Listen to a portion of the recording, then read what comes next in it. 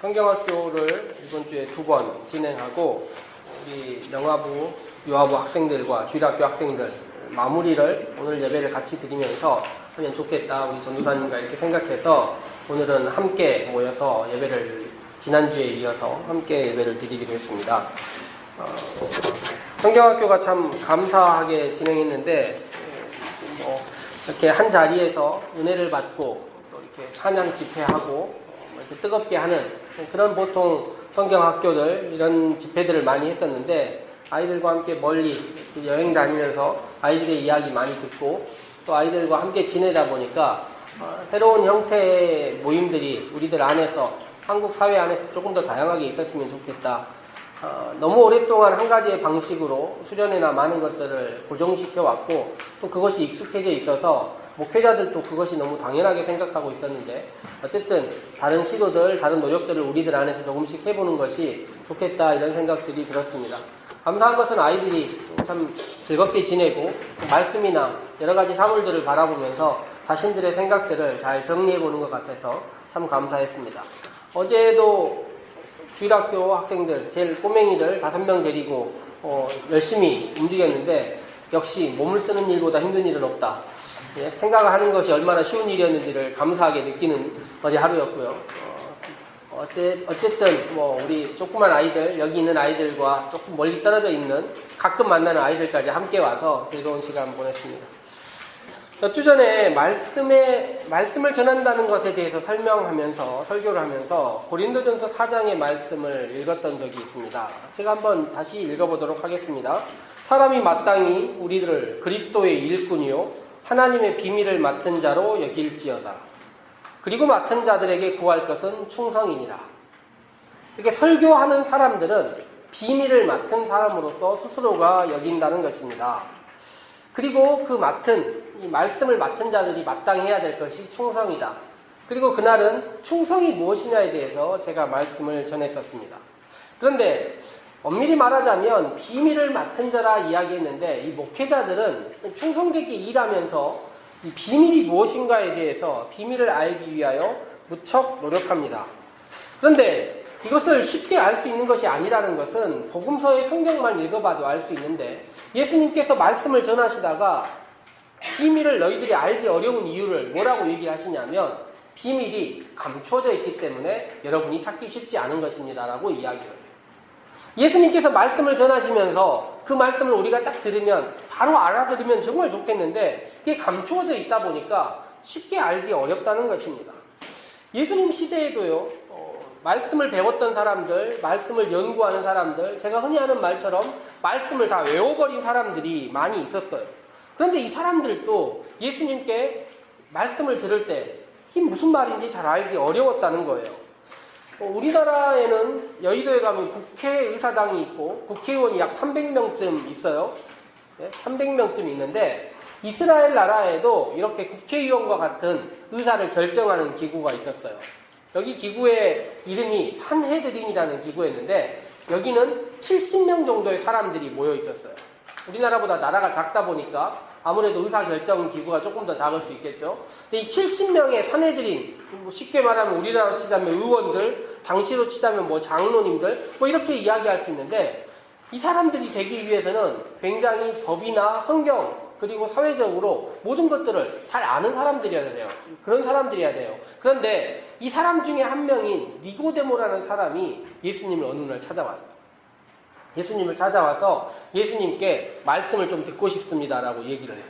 예수님께서 뭐라고 이야기를 하시냐면 이 사람들에게 성경에 대한 이야기를 막 설명해 주시는데 이 니고데모가 분명히 똑똑하고 성경도 잘 알고 다 아는 사람인데 말을 들어도 무슨 말인지를 못 알아먹는 거예요. 그래서 니고데모가 물어보죠. 왜 이렇게 못 알아먹겠습니까? 예수님, 제가 무슨 말인지 잘 모르겠습니다 얘기를 하니까 예수님께서 이렇게 얘기하시는 거예요. 당신이 다시 태어나야 내 말이 무슨 말인지 알 것이다. 이 사람 물어보죠. 어떻게 다시 태어납니까? 다 커버렸는데 엄마 뱃속에 다시 들어갔다 나오겠습니까? 이렇게 이야기를 한단 말이에요. 예수님께서 혀를 쯧쯧쯧 하시면서 역시 이해를 못하는구나 이렇게 얘기를 하셨다는 거예요. 사람이 어떻게 다시 태어날 수 있을까요? 저도 이 비밀을 알기 위하여 무척 노력하는 사람 중에 한 명입니다. 그래서 말씀도 열심히 읽고 말씀에 대해서 묵상도 하고 나름 많은 책들을 가지고 공부를 하고 또 고민이 잘 해결이 안 되면 말씀 가지고 묵상하며 기도도 하고 그리고 제가 사용하는 한 가지의 방식이 더 있는데 약간은 이건 뭐 많이 사용하는 방식은 아니지만 낯설게 성경을 바라보기 위하여 굉장히 노력해요. 그래서 우리들이 늘 사용하는 말이 아닌 다른 언어로 사용되는 말들 아니면 한글도 다른 번역들 아니면 다른 새로운 사람들이 하는 이야기들 이건 약간 다르게 들리다 보면 비밀들이 좀 풀릴까 해서 열심히 노력해 봅니다. 그러나 쉽지 않아요. 지난주에 한 목사님을 만났는데요. 목사님이 이런 이야기를 하시더라고요. 자기는 이제까지 설교 준비를 제대로 하고 말씀을 전해본 적이 한 번도 없대요. 딱 들으면 목사님 뭐 설교를 대충 하시나 이런 생각하잖아요. 근데 그분이 제가 알기에 완벽주의자예요. 누구보다 성실하게 말씀을 준비하고 말씀 준비에 목숨을 거는 사람이에요. 그런데 자기가 생각하기에 해도 부족한 거예요. 10시간을 해도 부족하고 일주일을 해도 말씀 준비의 최종 단계에 이르지 못했다는 거예요. 이유가 무엇이냐면요. 비밀이기 때문에 그런 것입니다. 감추어져 있기 때문에 온전히 그 말씀을 다 드러내고 알릴 수 없기 때문에 저와 같은 경우도 노력을 할 뿐이지 이것이 100%라고 이야기할 수 없는 것입니다. 이렇게 보입니다라고 선포할 수밖에 없는 것입니다. 그런데 예수님께서 이런 얘기 하셨잖아요. 엄마 뱃속에 들어간다. 다시 태어나면, 거듭나면 무슨 뜻인지 알 것이다 라고 이야기를 한 거예요. 그러면 거듭난다는 말이 무엇일까요? 뱃속에 태어나서 다시 태어난다는 말일까요? 아마도 그것은 아닐 것 같고 편견, 선입견, 내가 이미 나의 경험 때문에 말씀에 대해서 나의 생각으로 받아들였던 것들을 좀 빼고 말씀 자체와 우리 현재 살아있는 삶 그리고 나의 본질적인 모습들을 가지고 말씀을 바라보는 것 이것이 거듭남이 아닐까 생각해 보는 것입니다. 오늘 성경 말씀 우리 성경을 보면요 28절 말씀을 한번 보면요 예수님께서 이렇게 얘기를 해요. 수고하고 무거운 짐진 자들아 다 내게로 오라. 예수님이 말씀을 전하시다 보니까 사람들이 무거운 짐을 지고 힘들어하고 어려워하는 사람들이 되게 많았어요. 대표적으로 11장 말씀을 우리가 읽었는데 11장 맨 앞쪽에 보면 세례 요한이라는 사람이 감옥에 있었어요. 감옥에서 예수님께 사람들을 보내가지고 물어봐요. 예수님, 제가 당신을 메시아라고 선포하기는 했었는데 진짜 예수님이 오신 그분입니까? 제가 말한 그분이 맞습니까? 라고 물어본 거예요. 감옥에 있으면서도 그 질문이 풀리지 않아서 무거운 짐이 내 앞에 있는 거예요. 당시 사람들 모두 다 예수님이 누구인지를 정확히 모르고 하나님 나라가 무엇인지를 잘 모르다 보니까 예수님을 따르기도 어렵고 당시 시대를 바라봐도 어렵고 하다 보니까 수고하고 무거운 짐들이 그들에게 가득 쌓여 있었던 거예요. 그러니 풀리지 않는 짐의 무게들, 삶의 무게들, 고민의 무게들을 이고 살다 보니 힘들었다는 거예요. 예수님께서 오라고 얘기를 하시는 것입니다. 그런데 예수님께서 뭐라고 이야기하시냐면 예수님 이스라엘의 지도자 세례 요한도 예수님이 누군지를 못 알아봤어요. 그리고 니고데모 70명의 장로들로 꼽혀있는 니고데모도 그 중에 한 명인 니고데모도 예수님이 누구인지 몰랐어요. 성경에 보니까 오늘 말씀에 뭐라고 얘기를 하셨냐면 어린 아이들에게는 나타내 보여주셨다는 거예요.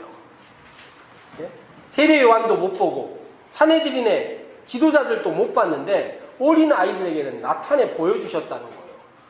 이게 무슨 말이지 하고 얘기해 보니까 그런 다음에 이렇게 된 것이 아버지의 뜻이라는 것입니다. 공부를 열심히 하는 것, 그리고 지도자가 되는 것, 그리고 누구보다 세상에 나가서 열심히 이야기하는 것, 이렇게 한다고 해서 감추어진 모든 것들을 알 수 없다는 거예요. 그렇다면 아이들의 마음으로 말씀을 받아들이는 것, 이것이 하나님의 뜻이라는 거예요. 아이들의 이야기를 듣고 아이들이 어떻게 하는지를 살펴본 다음에 그들의 모습을 바라보고 말씀을 깨닫는 것이 하나님의 뜻이라는 것입니다. 과연 이 아이들에게 하나님께서 올바른 뜻을 전해 주실 것인가? 소녀에게, 경민이에게, 의성이에게 생각해 보세요. 이 아이들에게 하나님의 뜻이 온전히 전달되었을까요? 수련회를 다녀왔는데 사진과 영상으로 이렇게 많이 보셨죠? 제가 뭐 다 알려드리고 어떤 일들이 있었는지 보여드렸으니까. 뜨거운 뭐 찬양 집회나 뭐 말씀 집회하고 뭐 기도하고 이런 것들 모습들은 하나도 없고 뭐 잘 먹었네요 이런 생각할 수 있고 많이 돌아다녔네요 생각할 수 있지만 아침마다 말씀을 읽었습니다. 그런데요, 아이들이 말씀을 읽는 모습을 제가 옆에서 물끄러미 저도 같이 나누면서 말씀 읽는 모습들을 보았습니다. 근데 얼마 전에 제가 설교할 때 그렇게 이야기하지 않았습니까? 거울에 비춰보지 말고 사람에 비춰봐라.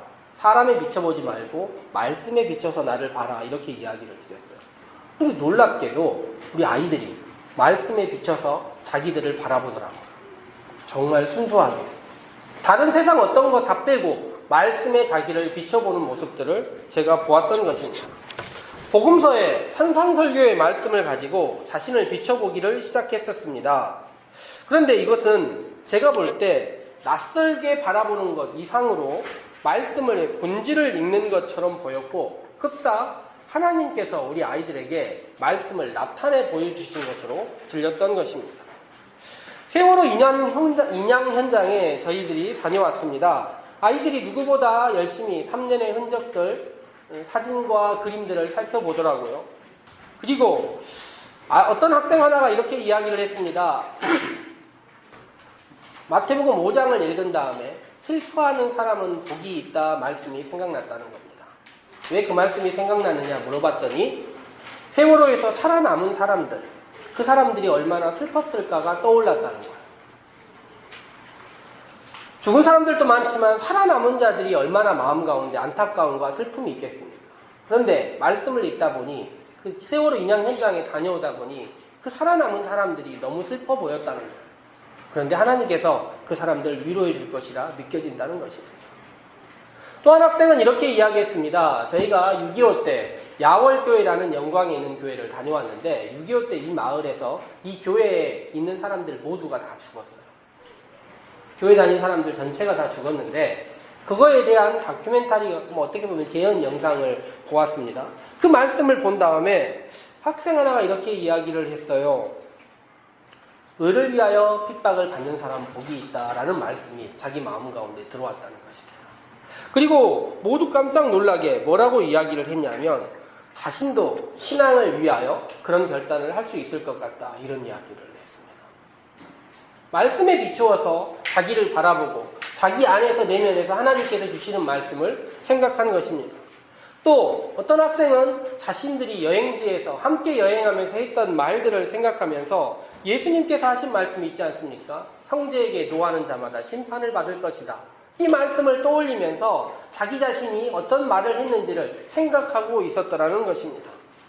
또 어떤 학생은 약속을 지키지 못하는 자기 자신을 바라보면서 맹세하는 것에 대한 말씀을 자기의 삶과 연결하고 오늘 어떻게 살아야겠다 생각했더라는 것입니다. 함께 읽는 아이들의 모든 말씀을 다 들으면서 제 마음 가운데 낯설게 하는 것, 집중하여 읽는 것 이상의 큰 울림이 있었고 저는 하나님께서 어린아이들에게 말씀을 나타내 주심에 감사했습니다.